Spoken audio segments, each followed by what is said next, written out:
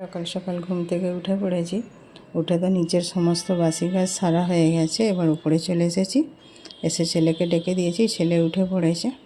তো এবার ঘরটা গোছাবো, বিছানাপত্রগুলো সেই সঙ্গে গুছিয়ে নেবো। অবশ্য আমি একা গুছাচ্ছি না, বড় আমাকে সকালে সব কাজেই মোটামুটি হেল্প করে, ও যতক্ষণ ফ্রি থাকে। সুপ্রভাত বন্ধুরা, তো তোমরা সবাই কেমন আছো? আমি ভালো আছি। আমাদের এখানে গরম থেকে স্বস্তি মিলেছে। তো তোমাদের ওখানেও কি গরম থেকে স্বস্তি মিলেছে? আমাদের এখানে বৃষ্টি হয়ে গরম থেকে স্বস্তি মিলেছে।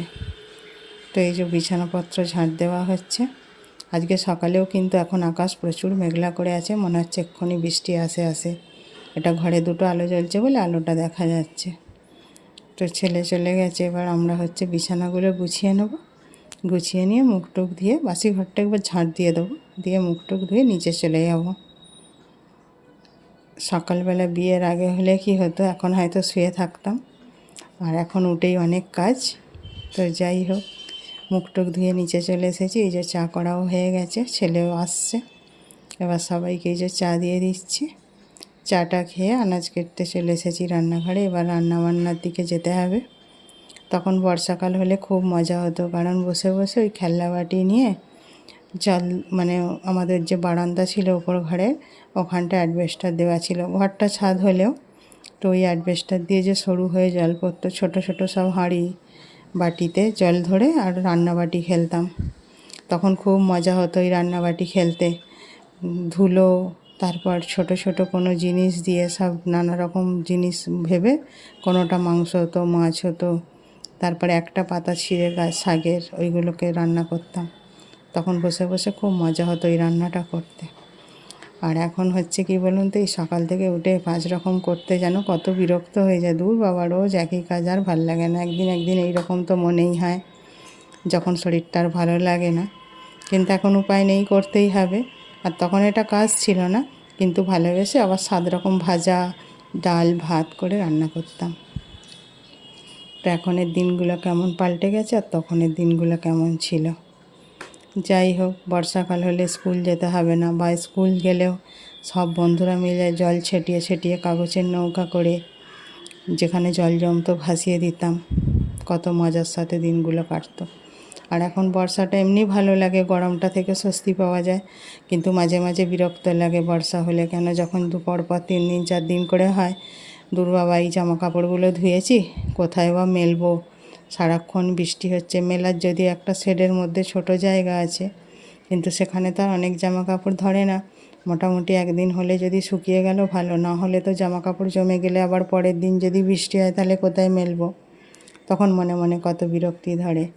সেই জন্যই ভাবি, একটা জিনিস একটা সময় কত আনন্দ দেয়, আবার একটা সময় সেটাই বিরক্তির কারণ হয়ে দাঁড়ায়। আর তো কিছু করার নেই। এইবার এই যে রান্নাবান্না হবে, তো আজকে যেহেতু খুব কালকে বৃষ্টি হয়েছে, এখানে একদমই গরম নেই, আর আজকে সকালেও প্রচণ্ড মেঘ করে আছে। তো আজ তো নিরামিষ, ওই জন্য বরকে বলছি তাহলে কি একটু খিচুড়ি করবো গোবিন্দভোগ চাল দিয়ে। বললো তাহলে তাই করো। তো খিচুড়ি হবে, ওই যে মুগ ডালটাকে ভেজে রেখে দিলাম। আর কুমড়ো আলুর তরকারি করবো, ওটা মুড়ি দিয়েও খাবো, আবার বিকেলেও খাবো। আর খিচুড়ির সাথে আলু ভাজা করব। অন্য সময় অন্য সবজিগুলোতেও ভাজা করি, পটল আর বেগুনটা, যেহেতু আমার বর ছেলে খুব একটা বেশি খায় না, বেগুনটাকে আমি অ্যাভয়েড করি চলি। বেগুন, কুমড়ো, পটল কিছু ভাজি, কিন্তু আজকে পটল নেই। আমি বললাম আজকে যেতে হবে না, ছেড়ে দাও। যদিও সামনেই বাজার, তো আজকে বললাম আজ যেতে হবে না, আলু ভাজা দিয়েই খেয়ে নেবো। তো এই রান্নাবান্নার জোগাড় চলছে।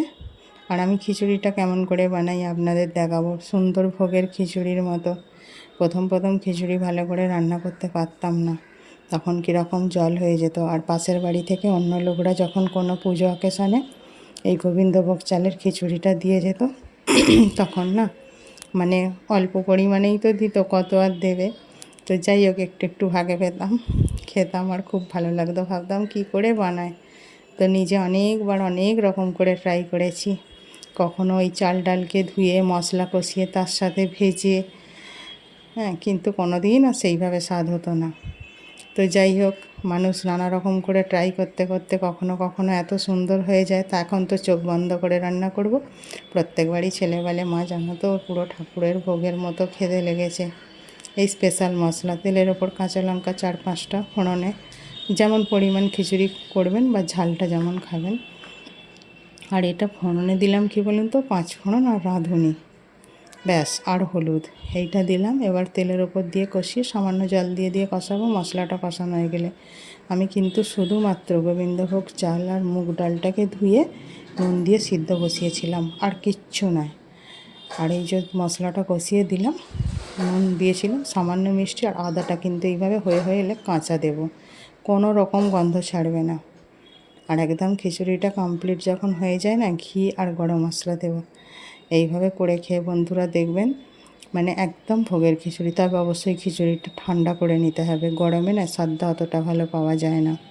অন্তত করে 2 ঘন্টা রেখে করে খেয়ে দেখবেন। তো এই যে এবার আলু ভাজাটা হচ্ছে, খিচুড়ির সাথে রান্নাবান্না হয়ে এসছে। আজকে টিফিনে আছে কুমড়োর তরকারি, মুড়ি, আর এই যে ছুরি ভাজা, বরকে টিফিন দেবো। খাবার সবার বেড়ে দিয়েছি, ঠান্ডা হবে। টাটা বন্ধুরা, সবাই ভালো থাকবেন।